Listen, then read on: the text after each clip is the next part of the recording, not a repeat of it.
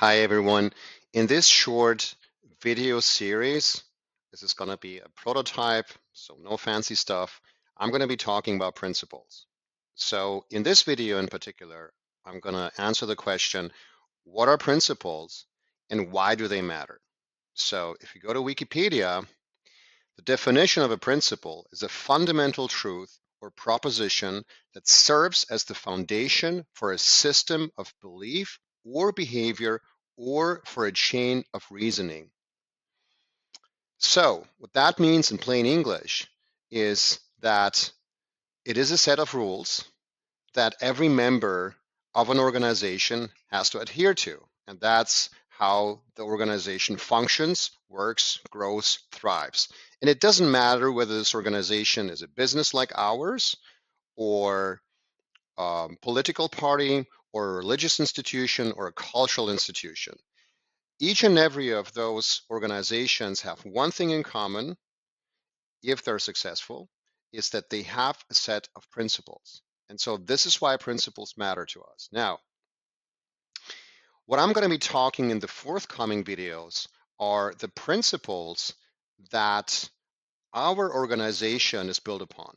Now, you might be wondering, why these principles? Why not other principles?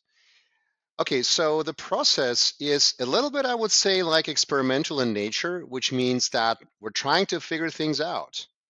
And we're trying to figure things out based on past experiences and based on our skills and our own principles that each of us brings to the table. Because in the end of the day, it's the people working within the organization that shape actually and define the principles that the organization adheres to. So I'm welcoming you to participate in this process, share your thoughts, and maybe even bring in your own principles that you believe and you hold as the ultimate truth that is guiding you in your life and in your work. Okay, so let's make that a collaborative, fun project. Okay, this is the first video.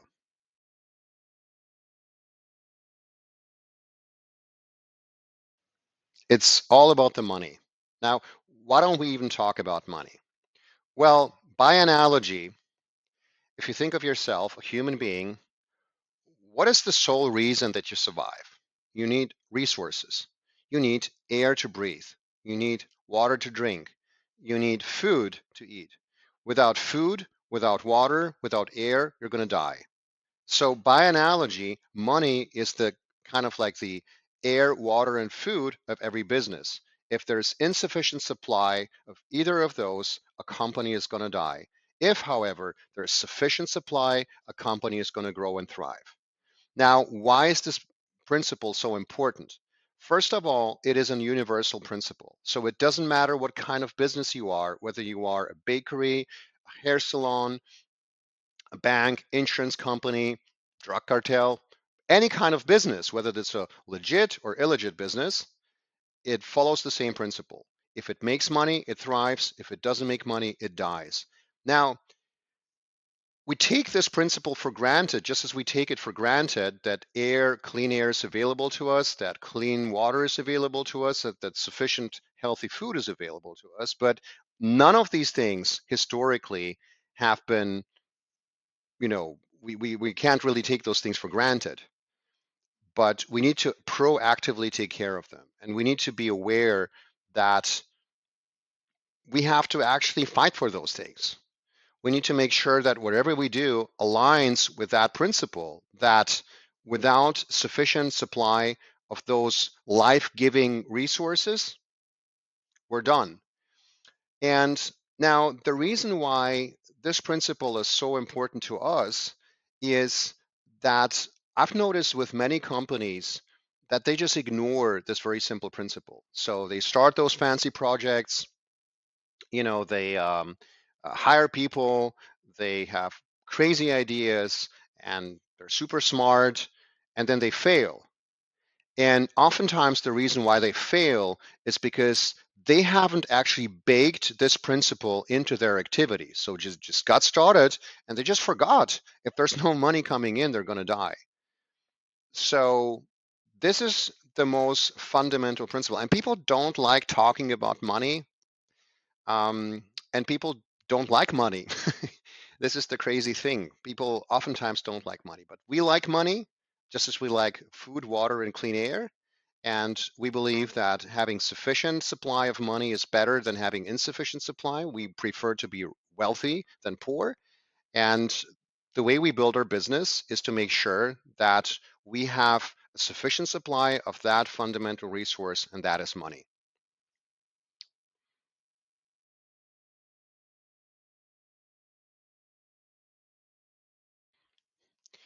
Users are the single source of truth for a successful product. Now, how do you build products that are successful? How do you build products that people want and people buy and people pay money for? How do you do that? How do you get started? Now, this is a very interesting question to ask because oftentimes companies get started by getting excited about ideas. Someone comes up with an idea and says, well, this is what we should build. And then, the group dynamics kick in and people fall in love with that idea and they get really hooked and very attached to that idea. But they never actually address the major question, and that is, what does the user think about it? Does the user even want to use this product? Do they like the product? Do they consider this product valuable? Now, how do you answer those questions? We're going to be talking about that in the next video. But for now, just bear in mind one thing, that if you have an idea that for a product or a service that you think our company should be offering, the first question or the kind of like the most important person you need to bear in mind is not what your boss is going to think about it or your colleague, but what the user is going to think about it.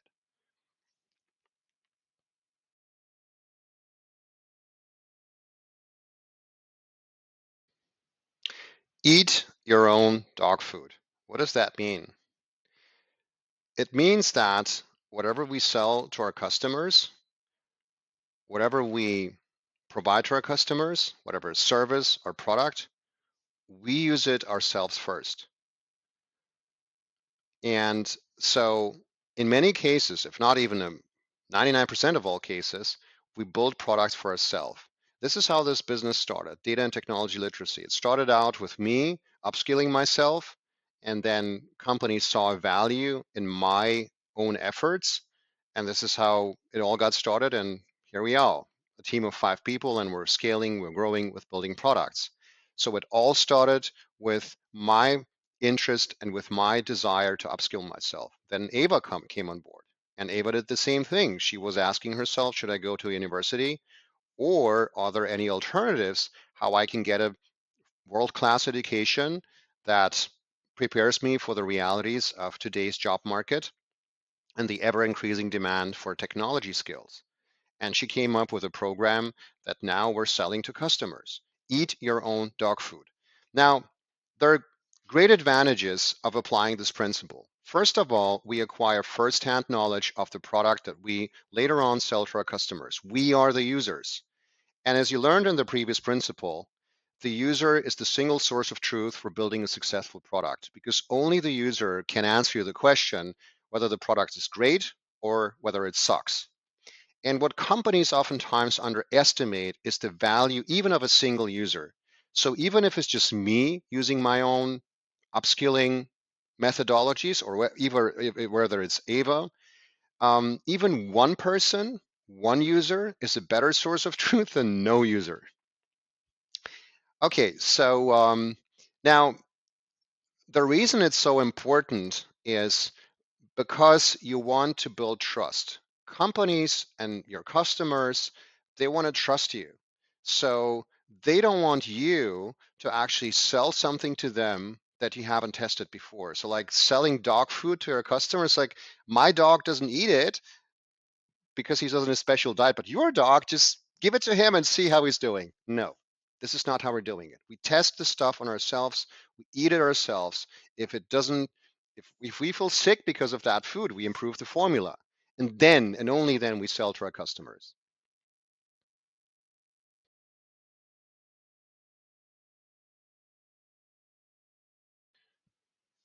Our customers are our friends. Now, we tend to think of customers as of an entirely distinct species. But as a matter of fact, customers are humans, and humans have very basic needs. And one of those is humans are social beings, so we like to interact with others, we like to do things with others, we like to communicate with others, we like to be respected by others, and we want to be treated in a kind and respectful way. And that's exactly what friends do. In that respect, customers are absolutely no different from our friends. Now, how does that translate into our business? Well, if you look into the previous principles, such as, for example, eat your own dog food, this is a very respectful way to treat your friends. Like, you wouldn't recommend something to your friends that you're not convinced of. You wouldn't do that. So why should you do it to your customers? Your customers are your friends. So whenever you recommend something to a customer, like, okay, so I've done it myself. It turned out to be valuable to me. And so I'm very much convinced that it's going to be valuable to you as well. Well, you might be wondering, well, but how does this align with this principle of making money? Is that at the end of the day not about actually treating your customer like a customer, not really like a friend, because you want to make money and not friends? Um, this is a very good question, actually. And so business is about two things. It's about making money and establishing relationship, and both things correlate with each other. And you have to figure out how to do both without compromising on any one of those. But sometimes you need to make a short-term sacrifice. So just to give you one example, we had this six-figure project and the papers were signed. The customer already allocated the budget. And then we realized that what the customer was supposed to buy from us, he could get it elsewhere for cheap, for actually 90% less. It just didn't make sense for the customer. And it wasn't really a sign of respect and treating the customer like a friend by selling something to him that is totally overpriced. It doesn't make sense. And just because the customer didn't know about that, it doesn't justify it. So what we did, we made this sacrifice. We terminated the project and we said, dear customer, we believe there's a better solution. It might not be as good for us because it's 10 times cheaper, but it's better for you. And so we lost 90% of the revenues on this particular project. Now, as a result, the customer really felt, well, these guys are treating us like friends. They are not trying to make money at our expense. Quite the contrary. They want us to be successful, they want us to save money, and they want us to implement the best solution possible.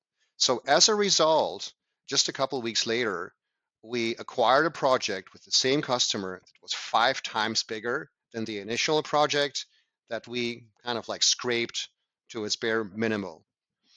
So, lesson to be learned here, never view principles in isolation, but always view them in a context. And that's where you can get actually creative and start your own thinking. Principles are not strict rules in a sense that you don't need to think anymore. Quite the contrary. Principles encourage you to think and come up with solutions. And you're not always going to be right. That's the very nature of standing on your own feet. Sometimes you stumble, sometimes you fall. Which brings me to the next principle.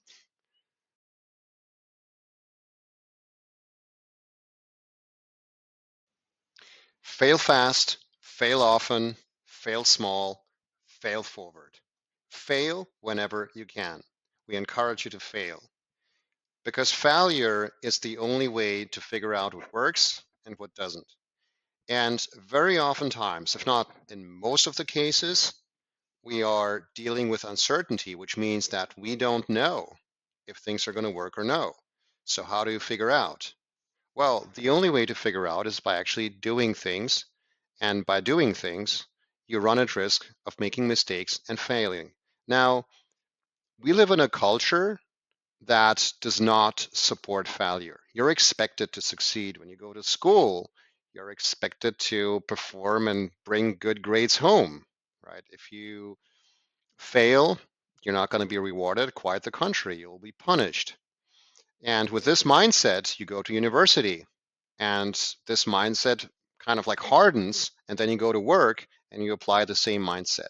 So you don't want to fail under any circumstances. Now, as a matter of fact, some of the most successful companies on this planet, such as Apple, Facebook, Google, just to mention the most innovative technology companies, which have valuations, some of which have valuations beyond $1 trillion. This is even a number hard to imagine. A culture of failure is baked into the system. Now, just to give you one example, Amazon. Amazon is the biggest and most successful e-commerce company on this planet. Now, if you look into the history of Amazon, if you read books on Amazon, if you watch talks that their founder and CEO, Jeff Bezos, gives, he's talking about failure a lot. And he sometimes seems to be even bragging about the failure. One of the biggest failures that the company had encountered is the Fire phone. The Fire phone was a spectacular failure. Now, what Jeff Bezos is advocating is that if you don't do those failures, if you don't take the risks of trying things out, you will never figure out what learns. And if you don't figure out what works, someone else will.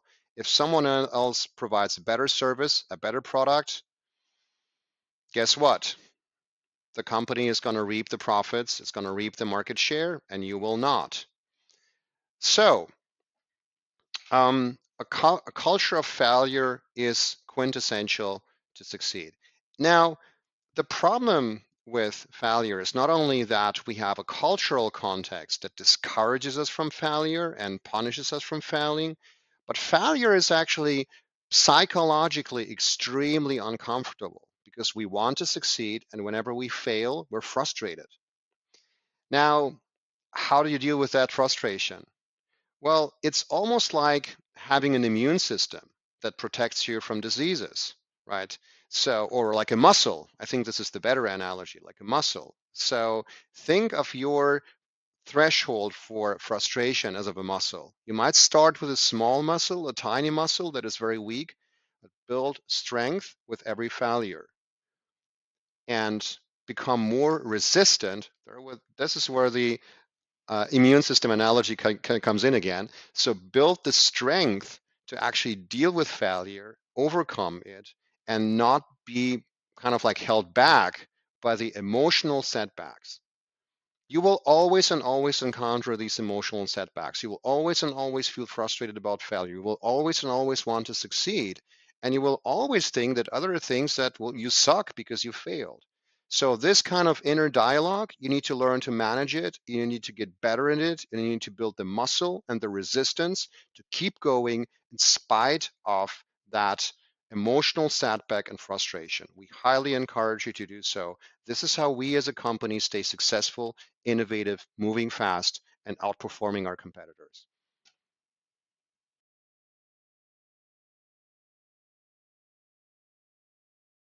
Now, you need to understand the difference between a principle and a rule. And just to give you one very simple, pragmatic example, you might be familiar with this British proverb, which says, one apple a day keeps the doctor away. This is a rule. Eat one apple a day, and you're going to stay healthy. Now, if you follow this rule, obviously someone else did the thinking for you, and you just stick to the rule, and you're going to be fine. Really? You're going to be fine? What if you have a fructose intolerance? Is one apple a day going to be, keep the doctor away, or is it going to do the exact opposite? Now, by comparison, a principle is like eat healthily.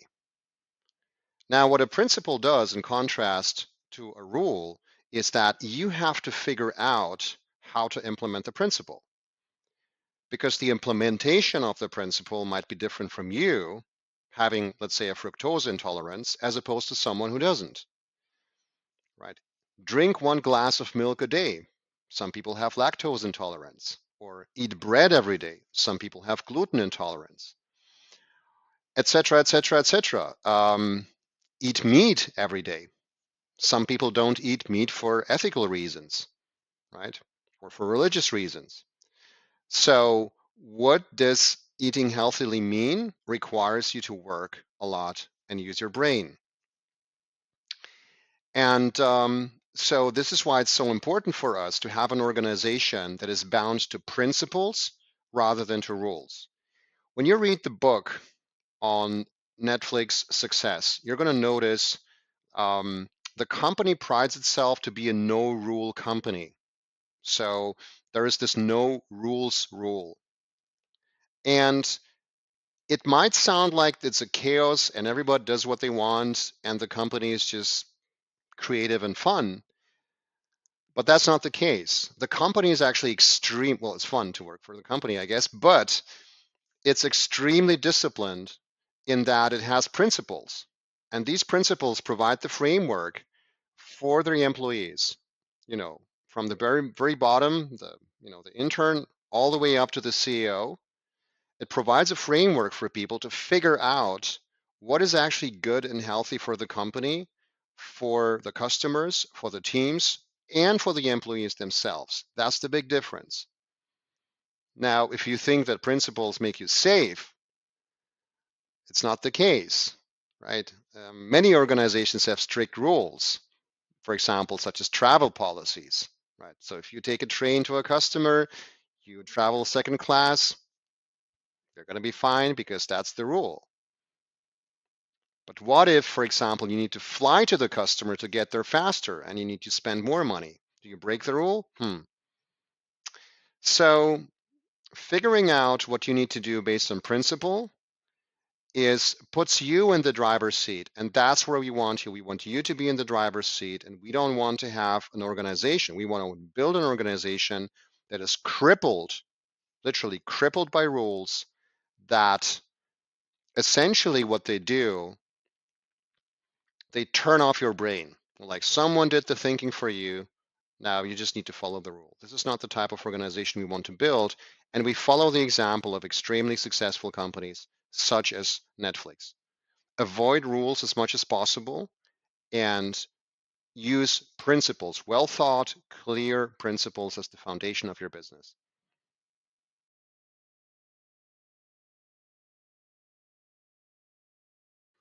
Follow the money. Now, you might be asking yourself, how's that rule different from, or this principle different from the previous one? It's all about the money. Well, let me explain. It's all about the money is just pointing you to the fact that if you have insufficient supply of money, if you don't make a profit, the company is going to die. Now, this rule actually points you in the direction of how do I actually find money?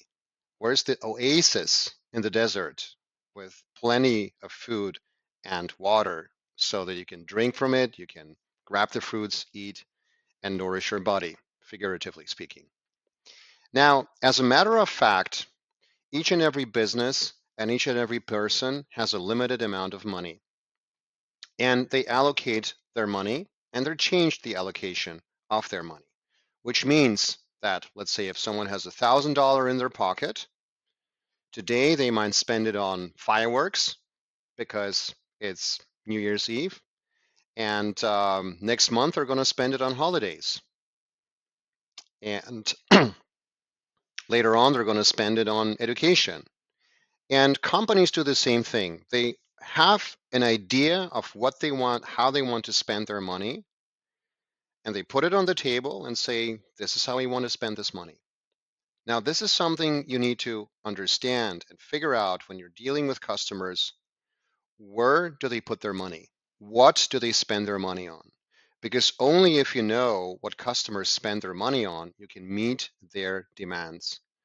In a corporate environment, and we as a business, we cater to large enterprises, we need to understand where their money flows, which means that we need to know where our budgets.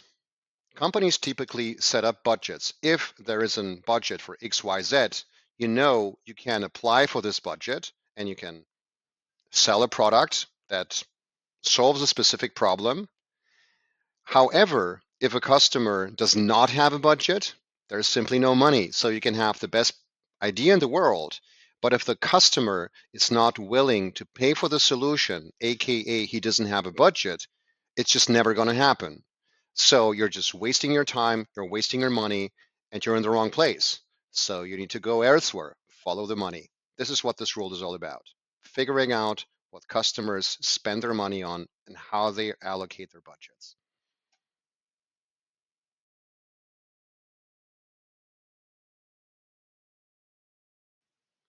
The fish rots from its head. A German proverb, and I'm going to say it aloud in German. Der Fisch stinkt vom Kopf her. Now, why is this principle so important? Well, we do our best every day to make things work, to make our customers happy, to earn money, and to have a good time with each other. But sometimes things don't work. And sometimes things are flawed, and sometimes things are frustrating, and they're not just frustrating once, but they're frustrating over and over and over and over again. So you might be wondering, well, why is this thing frustrating over and over and over again? Why is this thing not working? What's wrong? And the answer to the question is you have to look to the top. You have to look to the leadership, the founder, the CEO, because the fish rots from its head. If something in the organization, in the company's body is rotten, it typically starts with the head. Now, this brings me to the next principle that I'm going to discuss in the next video, and that is a culture of thoughtful disagreement.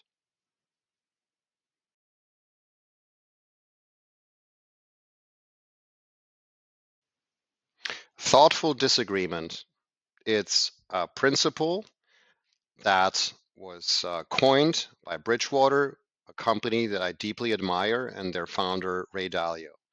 Now, what makes Bridgewater so unique is their culture of disagreement. It's based on the principle that intelligent people who work in a corporation bring different perspectives to the table, and they might make mistakes, and they need to talk, and they need to talk in a disrespectful fashion, and nobody's excluded and nobody's shielded from thoughtful disagreement. So if you disagree with me and you're the intern, you still have the rights to do so. So disagreement is not limited to peers. Everyone can go ahead and express their thoughts and their concerns. And whenever they think that something is not working and could be done possibly better, it's your job to stand up and use your voice to voice your concerns and your um, uh, your ideas and your suggestions on how to improve things. So, if you want to learn more about the thoughtful disagreement principle, I highly encourage you to read books written by Ray Dalio. Some of the principles, you see those reddish memes that I'm posting on this channel occasionally, are from Ray Dalio. He's the founder of Bridgewater, and he's very vocal about how he runs this company, which principles he applies in his personal lives. And this guy's in his late 70s. He's one of the richest people on this planet, one of the most successful investors ever. So this makes him very credible and very inspiring. So have fun, go out, read, educate yourself. That's what we do at Concepts. Thank you.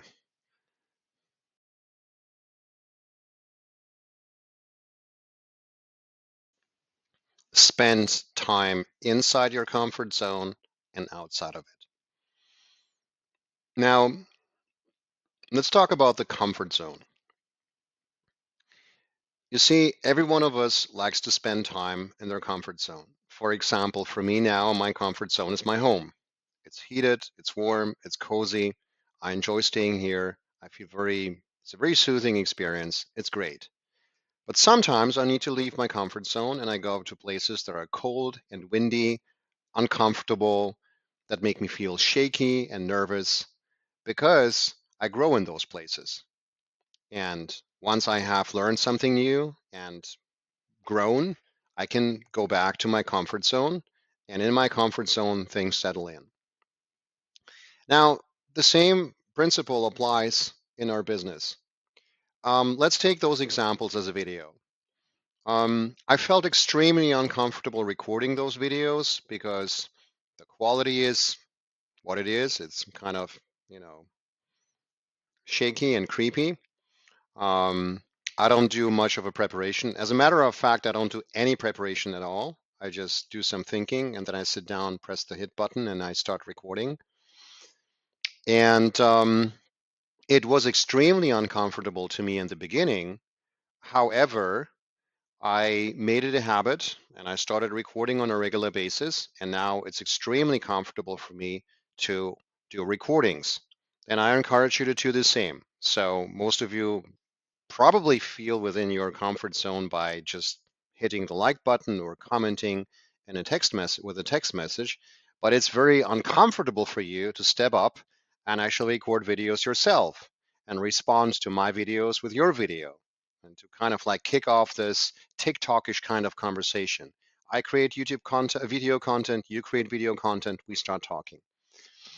Now, there is a lot of buzz around, hey, get out of your comfort zone and comfort zone is bad. No, no, this is not the case. The comfort zone is there for a reason because once you get out of your comfort zone and you learn something new, it's very exhausting. For a brain, this is hardcore work because your brain needs to adjust to an entirely new reality that it's been protecting itself from for a very, very long time. Now, once you've done this heavy lifting, this intellectual heavy lifting of staying outside of your comfort zone, things need to settle in and things need to consolidate, and this is where you need the comfort zone for. So there is a reason why a comfort zone exists, and it's good, and there is a reason why this other space exists. This is kind of like the absence of comfort, and why we need both. So this is extremely important to understand because it is in our nature to do both. However, once we are in the comfort zone, we like to stay there and we don't want to leave it. But once you get really stuck in your comfort zone, you get stuck in your thinking, stuck in your behaviors, and ultimately you're going to stuck in the past. And being stuck in the past is a safe way as a business and as a team and as a person to falter. Just look at the great many companies out there that just stuck in their comfort zone and now these companies are gone. Think of Pan Am, the airline, the US airline. Think of Kodak, the company that was a leader in photography. Think of BlackBerry, as smartphone. Think of Nokia. There are so many companies out there that were successful, and at some points, like we like it a lot being there where we are. We just want to stay here because it's comfortable for us. But guess what? Reality is moving on. The world is moving on. Markets are moving on. And if you're stuck in your comfort zone forever and you never get out, this is not a good thing. So.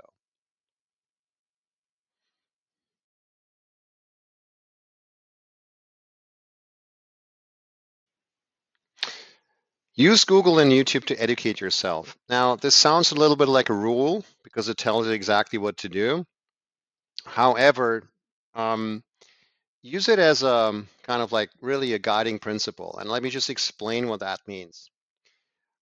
Let's imagine for a second that you want to learn a new skill, right? You want to learn how to edit videos. So we have a guy who knows how to do that. He's getting better at this every day, and it's Jacob. So your first thought might be, hey, let me call up Jacob and ask him a couple of questions, how to edit videos. Now, the thing is that Jacob is busy.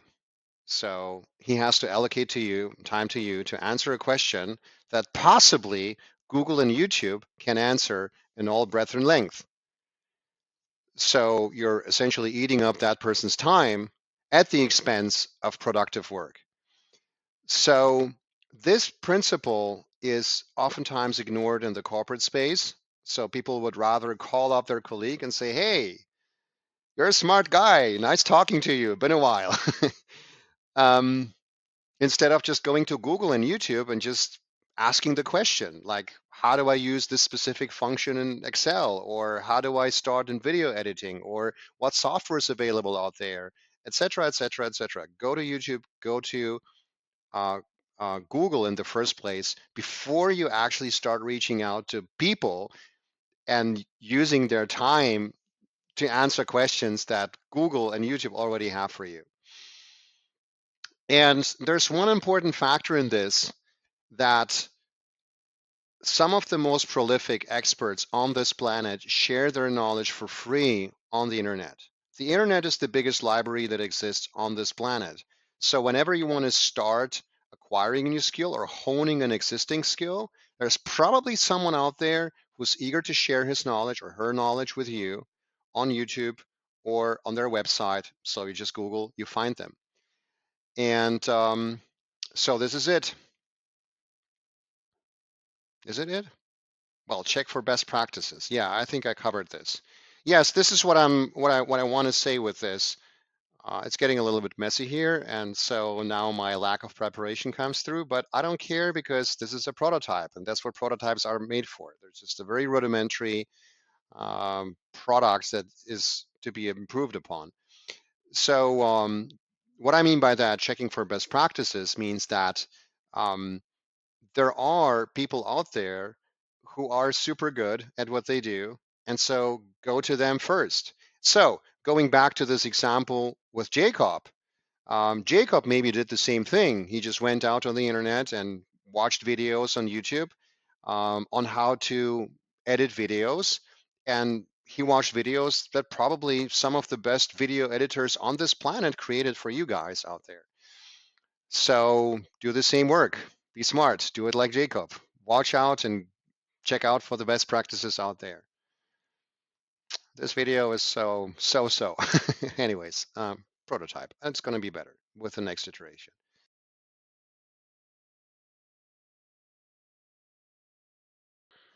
Now, this principle is very dear to my heart because we're living in a world that is oftentimes characterized by alternative facts, by post-truth, like beyond truth, and misinformation, fake news, etc., etc. And we are spending a lot of our times online and social media where everyone kind of has their own reality and everyone has their own bubble. And the problem is that the online reality is not the real reality oftentimes. So let me give you one very specific example, climate change. So there are people living in this bubble who believe that climate change is not real, it's made up, it's a hoax. And then there are people living in the exact opposite bubble, and they don't talk to each other. So they can't agree upon what is real. Does climate change exist or does it not exist? Now, for as long as we're staying in those bubbles and we're not even having a conversation on what is real, we're running at risk that the problem at some point is going to hit us hard.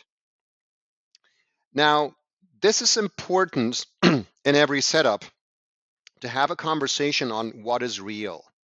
What is the reality, the underlying, the profound reality of things? And it is becoming increasingly important as we are kind of like evolving into this post truth or post fact, fake news kind of world. It is becoming increasingly important as we are spending more and more of our times, our lives are shifting into the online world, which is kind of like a separate reality. And it is increasingly important because we need to hone our ability to solve specific problems and collaborate. And the only way to enable collaboration and problem solving skills is by having a conversation on what is real, what is the reality that we act upon. Because every disagreement is acceptable with only one exception, and that is reality. We cannot disagree on what is reality, right? Let me give another example. let's say you're living in a house, you're having an apartment, and there are multiple parties, and a fire breaks out.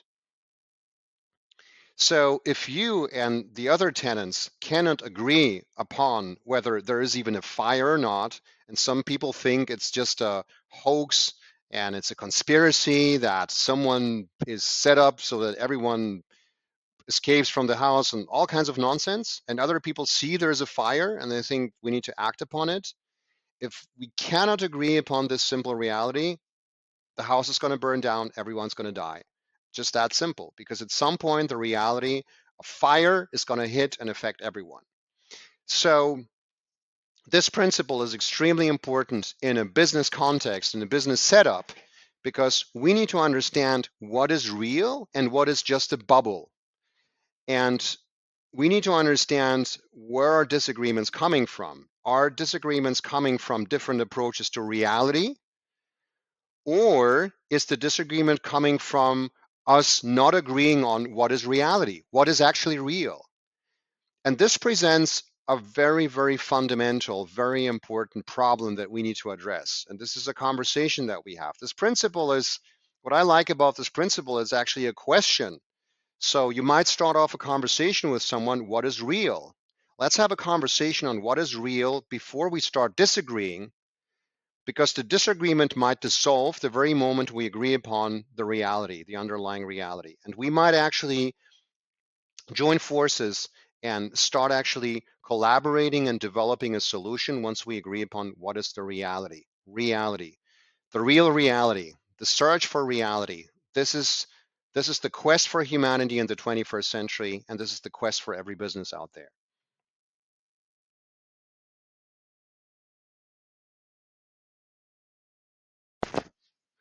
Pain and reflection equals progress. I really like this principle because typically in the corporate space, we don't talk about pain, we don't talk about reflection, we only talk about progress. And you can't have progress without pain and reflection. So let me give you one example, is that very oftentimes at Knut Concepts, we come up with great ideas because something's terribly frustrating. So, you know, there's a problem that we're encountering. It's super frustrating. Let's say Ava, as an example, was working on, the data cloud and AI literacy course, and when she was taking the certifications, some of the contents provided by Microsoft were so terribly confusing and written in a language that is not understandable for a normal mortal. It was extremely frustrated. But at the same time, this frustration bears an opportunity to do it better, because we can assume that other people are going to experience the same pain. Or like, oh my God, I would love to understand the Microsoft Cognitive Services, but can someone please explain it to me in a humanly good language? And so that's where Microsoft sucks. So we as a small company with just 5 people on board can actually outperform Microsoft with hundreds of thousands of employees and trillions of dollars in valuation. And that happens over and over again. Is frustrations that we experience firsthand give us is kind of like this immediate feedback that you get from reality. It's like this stuff is real. It is a real pain. It's really frustrating. So we contemplate on that, and then we kind of like progress. Um, there's different ways to frame this principle. A very popular one is no pain, no gain. Um, so use whatever you want, but we actually embrace frustrations. I mean, kind of like frustrations, if we reflect on the frustrations and the pain that we experience, we actually get better at what we do. Sometimes we have personal conflicts between people. So for me personally, I'm transitioning from being a freelancer to a CEO, and I make a lot of frustrating mistakes along the way. I make mistakes that are frustrating for myself, but also for other people. And so, without that frustration, without that frustration and actually reflecting on it, there would be no progress. So this is to me like holy triangles, quote unquote, is that you need frustration, but you also need reflection on that frustration or that pain. and then you can progress. So I encourage you not to avoid frustrations, but to actually reflect on it. It's like, what is the treasure hidden in this experience that we can leverage on to the benefit of each of us and the company as a whole?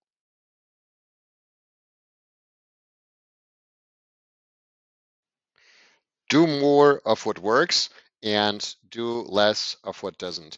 I really like this principle a lot because I'm the person that tends to overthink a lot. So I'm kind of like trying to figure out by thinking and talking to others like what might work. And sometimes I miss the elephant in the room, like the stuff that is just in front of my eyes that is just working. And so, the answer to the question, you know how should we progress as a company, how should we build our products, just do more of the stuff that works and do less stuff that doesn't work. It is very simple, and that's what is so difficult, because sometimes the most simple things turn out to be the most difficult ones, um, because we have a tendency to overthink, because we think of ourselves that if I don't put a lot of brain power into solving a problem, if I don't think a lot, if I don't discuss a lot with others, then the solution can't be that good. And so that way we miss on those opportunities to actually spotting the stuff that is working perfectly well right in front of our eyes. Just to give you one example, we had great many conversations with Abba how to actually um, you know, develop our business, and we had many ideas and discussions and debates and whatnot. And then we actually took a step back and we realized, okay, so what is the stuff that is working very well? And then we realized that, well, it's actually data literacy, is what companies want. They have budgets for it. It's the source of our business. So why don't we just do more of that? And that's where many conflicts and many kind of like misunderstandings just resolved and disappeared, because we are just focusing on the stuff that works, and we reduce the amount of stuff that doesn't work. It's um it's yeah, it's a very good way to do business. And when you look at, sometimes the most admirable businesses are the ones that, you know um, are kind of like, they're all over the place. Like, you go to a fast food shop, and you see that promotion and you're like, yeah, I want this. It's just a guy who runs a kebab fast food thing, and he just figured out by, testing stuff, and it's like seeing what works, what doesn't, to improve his the experience for his customers. So I think that the smart business people, really what they do a lot is just seeing what works, seeing what doesn't work, not try to figure out by being smart, and kind of like outsmart the market. I think that's the word that I was missing. Like, people often trying to outsmart the markets instead of really looking at the markets, looking at the customers, observing what they do, and then following what works. Okay, should stop here.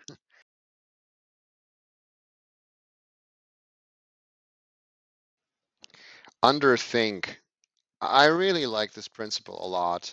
And I actually learned it when I was working for an investment company back 15 years ago, when one of the co-founders is a PhD in nuclear physics, and he was, interestingly, the guy who coined this phrase: um, "Some problems can't be solved by thinking." Which means that in the corporate space, in the digital knowledge worker type of environment, we tend to overthink things dramatically, and this overthinking is extremely exhausting, and it's very unproductive. I'm not saying that we should stop thinking, but we should actually um, kind of like be more thoughtful, pun intended, about where we actually put in a lot of brain power and where we don't. So we need to be very selective. And in many cases, it's not us who know the answers, but it's the users, it's the market, it's the reality that we're surrounded by. And so this ties very neatly with the previous principle that I just uploaded to you. Okay, guys, so I did quite a lot of those videos, and I have to say, from my personal user experience, is extremely helpful to see that, oh, I can create a whole series of videos on a subject, And even though it's just an MVP, so it's not without a script, the lighting is creepy, I'm just sitting on my sofa and the camera is shaky, but nonetheless, I see the outline of the content, and for me, this is very gratifying. So I'm just curious to hear your thoughts. First of all, how you perceive this content, um, what's good, what's not so good, and then maybe what are your thoughts on sharing that video content? I'm concerned, maybe I'm just overthinking, that I'm just producing too much content and it's overwhelming people. Um, so yeah, so just curious to hear your feedback on that. Thank you so much. Bye bye.